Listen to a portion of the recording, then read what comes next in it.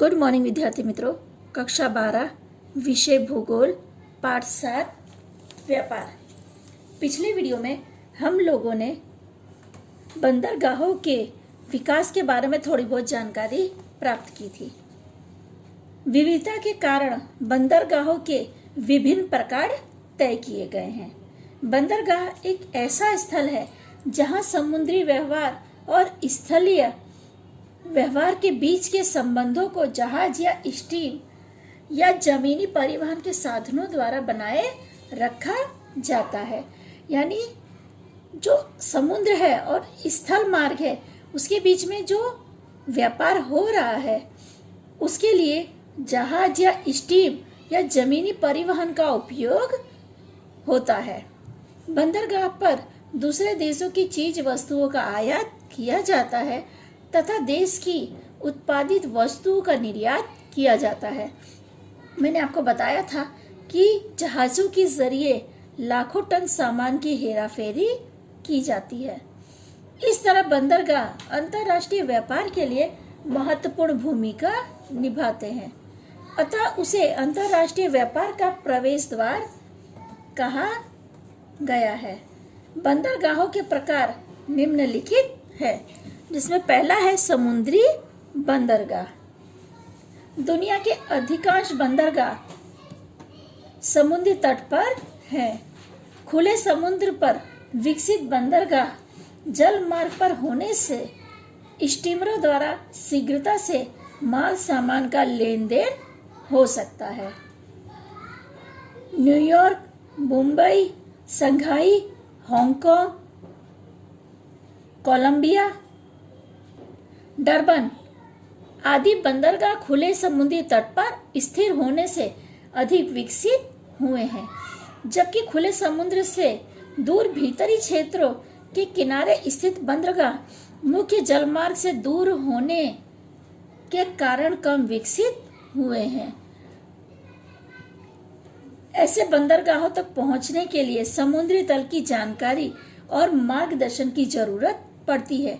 जो भीतर के क्षेत्र में बंदरगाह का विकास हुआ है उसमें क्या है, जब तक आपको उस क्षेत्र की जानकारी नहीं होगी तब तक आप उस क्षेत्र में जहाजों को ले जा सकते नहीं हैं, या बड़े जहाज उन क्षेत्र में जा सकते नहीं हैं, क्योंकि हमको सभी को मालूम है कि समुद्र का जो तल है वो काफी गहरा है, तो वहां से व्यापार का लेन देन आसान है।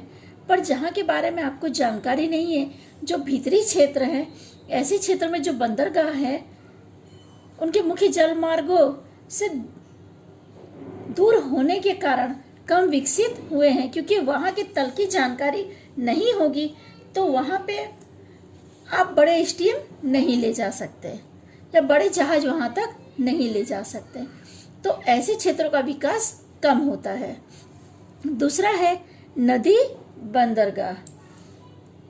12 महीने भरपूर जल, गहरे तले वाली शांत और अनुकूल दिशा में बहने वाली नदियों के तट पर बंदरगाहों का विकास होता है।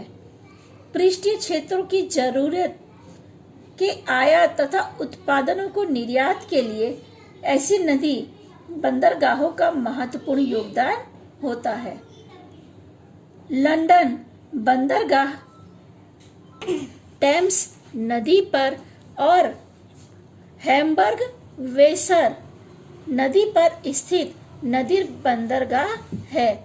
भारत में हुगली नदी पर स्थित कोलकाता नदी बंदरगाह है। हुगली यानी गंगा नदी पर, जिसे हम गंगा के नाम से जानते हैं, कोलकाता में उसे हुगली के नाम से जाना जाता है। नदी के प्रवाह के साथ आने वाले काप या ज्वार के कारण आने वाले कापों के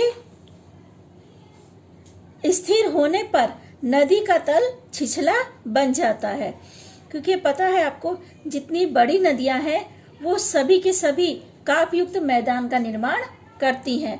तो ये नदी क्या है, जब समतल क्षेत्र में आती है तो शांत हो जाती है और अपने साथ जो सामग्री बहाकर लाती है वो उन क्षेत्रों में फैला देती है। तो ऐसे काप युक्त जमीन की वजह से जो नदी का स्तर है वो छिछला हो जाता है। तो तल की गहराई को बनाए रखने के लिए बार बार तल छांट दूर करना पड़ता है, यानी अंदर की सामग्री को निकाल के बाहर करके नदी को फिर से गहरा करना पड़ता है, जिसकी वजह से बंदरगाह यानी कि जहाज़ों के आने जाने के लिए सुविधा बनी रहे। इसके अलावा नदी के बंदरगाह आंतरिक जल मार्ग के रूप में उपयोगी हैं।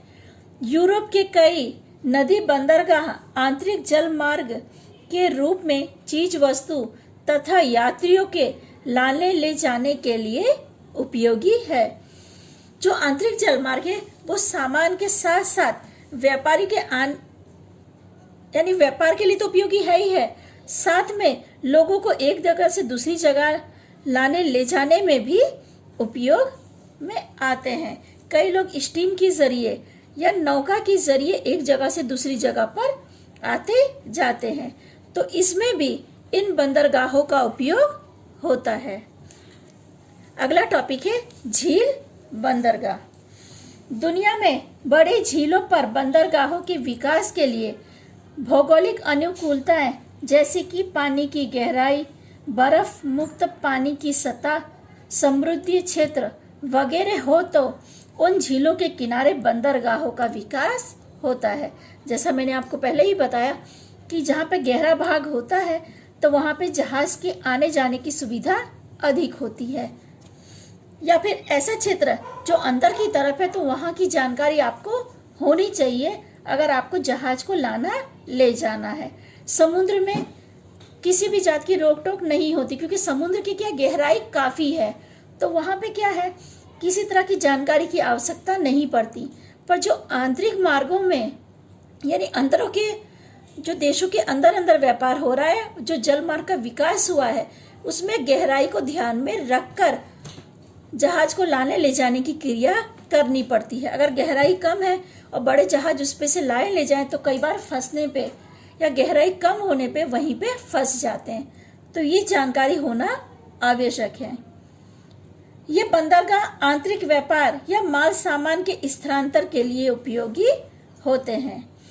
यूएसए और कनाडा की सीमा पर स्थित झीलों में से निकलने वाली सेंट लॉरेंस नदी उत्तर अटलांटिका महासागर में मिलने से इन दोनों देशों ने इन 5 झीलों को नहरों और लॉक गेट से एक दूसरे से जोड़कर दुनिया का सबसे बड़ा आंतरिक जलमार्ग का विकास किया है।